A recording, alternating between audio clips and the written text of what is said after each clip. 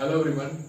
आज हम लोग का नेक्स्ट टॉपिक है management as an art, as a science and as a profession. Profession यहाँ पे नहीं मेंशन हुआ है, वो आपका नेक्स्ट वीडियो में आएगा।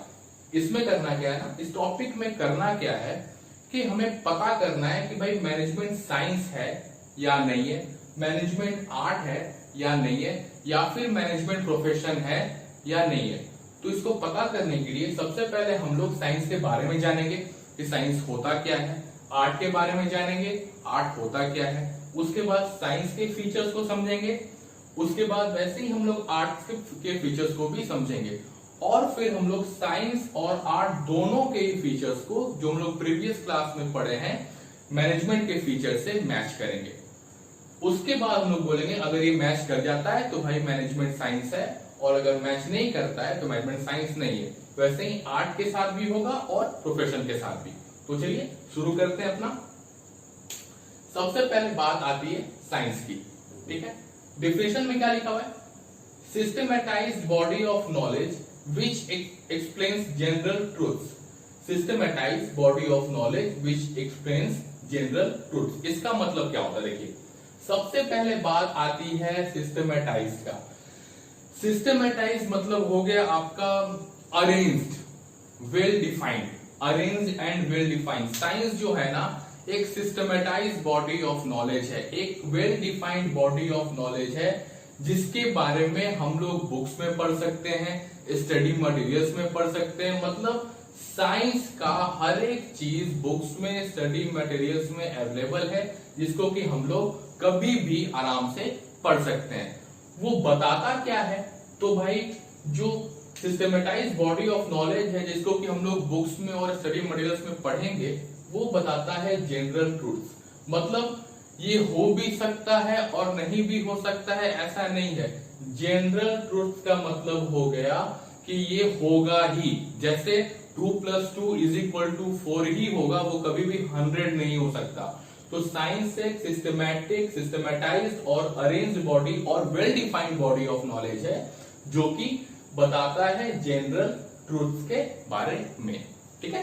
अब आते हैं इसके फीचर्स पे। पहला, सिस्टमैटाइज्ड बॉडी ऑफ नॉलेज। वही चीज कि साइंस एक सिस्टमैटाइज्ड बॉडी ऑफ नॉलेज है, जिसके बारे में हम लोग स्टडी मटेरियल्स में, बुक्स में आराम से पढ़ सकते हैं, समझ सकते हैं, सब कुछ दिया हुआ है। दूसरा, principles based on experimentation.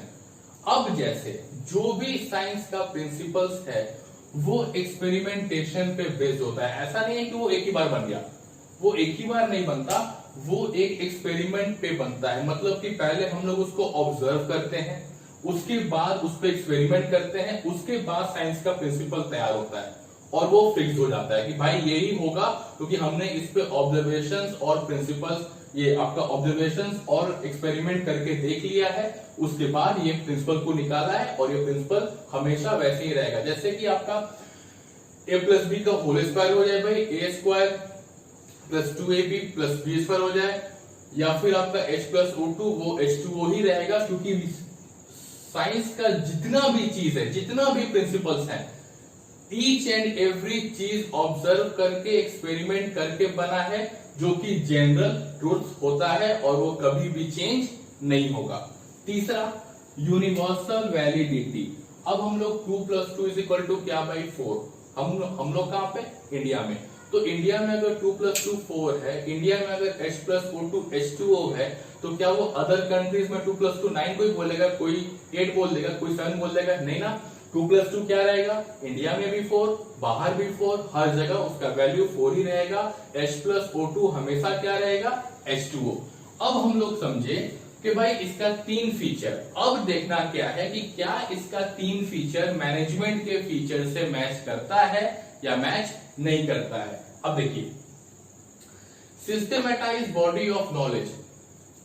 Science के बारे में हम लोग सिस्टमैटिकली वेल डिफाइंड एक अरेंज बॉडी ऑफ नॉलेज है, जो कि हम लोग बुक्स में और स्टडी मटेरियल्स में पढ़ते हैं। तो क्या मैनेजमेंट का भी स्टडी मटेरियल्स और बुक्स है? बिल्कुल है, हम लोग पढ़ रहे हैं भाई उसी बुक से।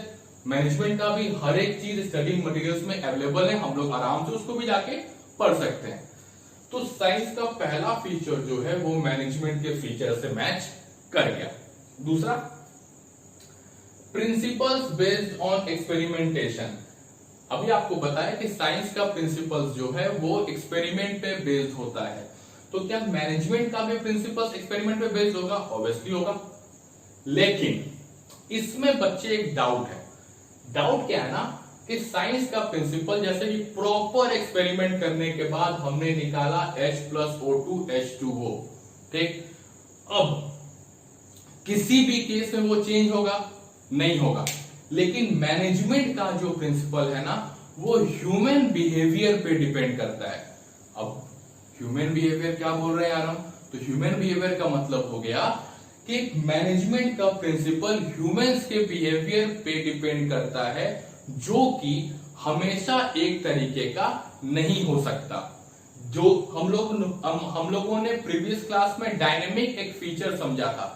डायनेमिक एक फीचर का मतलब क्या हो गया कि भाई मैनेजमेंट को ना चेंजिंग सिचुएशंस के हिसाब से अपने आप को अडेप्ट करना पड़ता है। वैसे ही प्रिंसिपल्स ऑफ मैनेजमेंट एक्सपेरिमेंट पे तो है, लेकिन जैसा सिचुएशन आएगा ना वैसा प्रिंसिपल्स ऑफ मैनेजमेंट को कन्वर्ट होना पड़ेगा, उसको चेंजिंग सिचुएशंस को अडेप्ट करना पड़ेगा।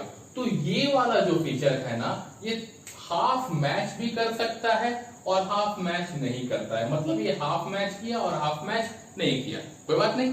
अब तीसरा पे आते हैं, यूनिवर्सल वैलिडिटी। 2+2 यहां भी 4, बाहर भी 4, हर जगह 4, कहीं कोई दिक्कत नहीं। H+O2 यहां भी H2O, हर जगह H2O।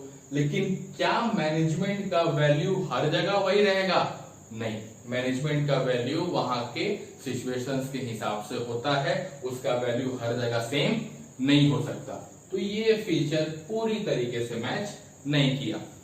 अब बात आती है कि हम लोग मैनेजमेंट को साइंस कह सकते हैं या नहीं कह सकते। एक फीचर पूरी तरीके से मैच किया, एक फीचर पूरी तरीके से मैच नहीं किया, एक आधा मैच किया और एक आधा मैच नहीं किया। तो भाई ये वाला तो आधा मैच किया और आधा मैच नहीं किया, ये पूरा मैच किया, ये बिल्कुल भी मैच नहीं किया। अब हम लोग इस पे करेंगे क्या? तो हम लोग इसको पूरी तरीके से साइंस तो है ही नहीं क्योंकि ये मैच नहीं कर रहा, और ये पूरी तरीके साइंस नहीं भी है ये भी नहीं कह सकते क्योंकि ये फीचर पूरी तरीके से मैच किया है। तो हम लोग क्या देते हैं ना कि it is a inexact science.